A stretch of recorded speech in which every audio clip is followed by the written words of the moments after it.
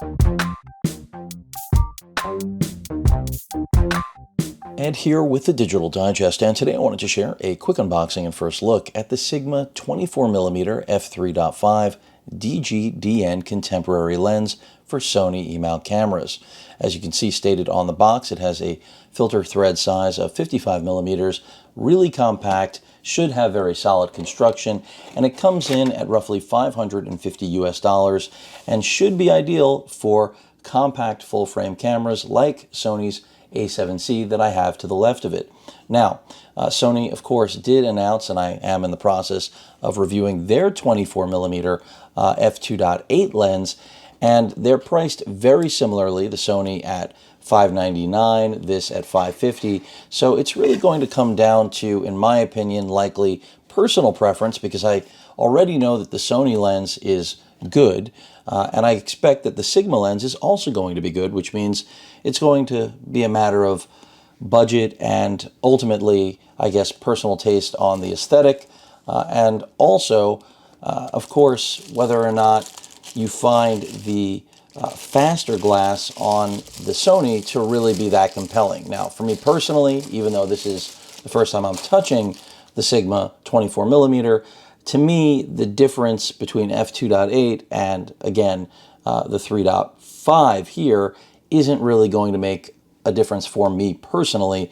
So at the end of the day, I'll be choosing a lens based on its overall construction, the properties of the product that it ends up outputting.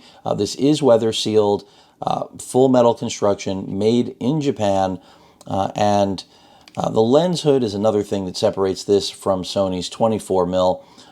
And maybe I'll end up doing a comparison, but ultimately I don't think that anyone is not going to be well served by this or the Sony counterpart.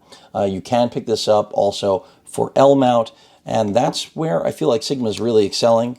Granted, I don't have any L mount cameras to test it with, at least at present, but of course do have Sony cameras. So these sort of lenses are, as I mentioned, ideal for the compact body you're looking at here. Also, Sony's new cinema camera, the FX3, which I haven't gotten my hands on yet, but is really compact. What is really cool that you're going to get from Sigma and not Sony, first and foremost, a more robust lens hood with metal construction. I really like that. Another premium feel to a lens that already is very premium.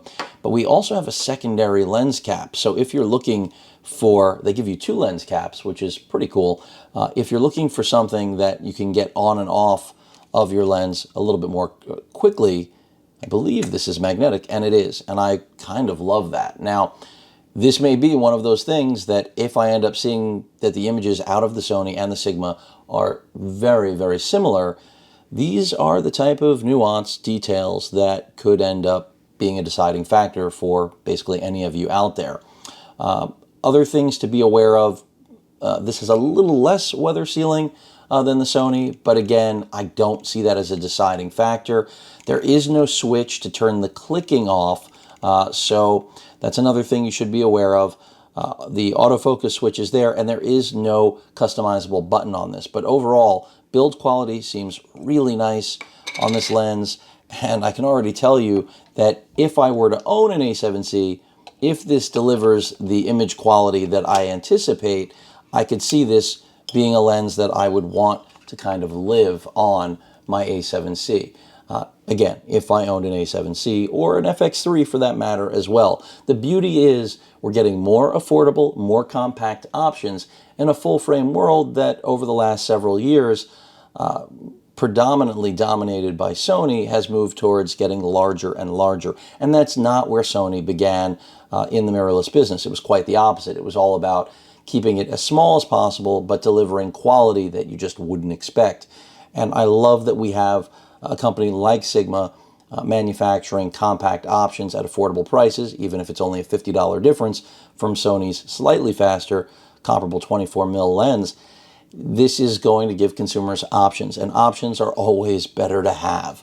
And again, I like that we get two, not one, but two different, I'm trying to get the lens cap on here, two different options when it comes to, or the hood, I mean, to the lens cap itself. Now, the magnetic option when you have the hood on, not ideal. So I probably shouldn't have even paired that. That may have been part of the problem. But if you're not shooting with the lens hood, which, by the way, I'm really liking the lens hood with the metal construction, just seems like it's also going to give better overall protection to the glass. But if you're not shooting with the hood, I mean, you gotta love the magnetic. I mean, I love it already. And that, again, if images are basically a 1-for-1 between the Sigma and the Sony, that's going to make it really tough to overlook. And I'm not saying that, I judge quality of glass based on something like this, but this is very cool and very smart of Sigma to incorporate. It just makes, again, a body in the A7C that seems to be all about convenience and really broadening the breadth of full-frame photography to more consumers rather than just aiming at professionals and delivering it to the general public and, following through on that convenience factor. So I really, really dig that. And the overall aesthetic of the lens, really nice. Again, remember, filter thread 55 mil. I think it's a really nice package overall, and I don't see the speed difference between this and the Sony 24 mil that I've been working with to be a difference maker. So again, a first look at Sony's 24 millimeter f3.5 DGDN contemporary lens for Sony full frame E-mount. And remember, you can shoot this in APS-C crop mode on this camera. Advantages to that, not much, but other Sigma lenses that I'll be sharing, such as the 65 and the 45, that is where I feel like you'll be seeing a little bit more of an edge using the crop mode. At any rate, hope you enjoyed the video. Any questions or comments, please feel free to post them. Hit that like button, and as usual, please feel free to subscribe. And please stay safe. Later.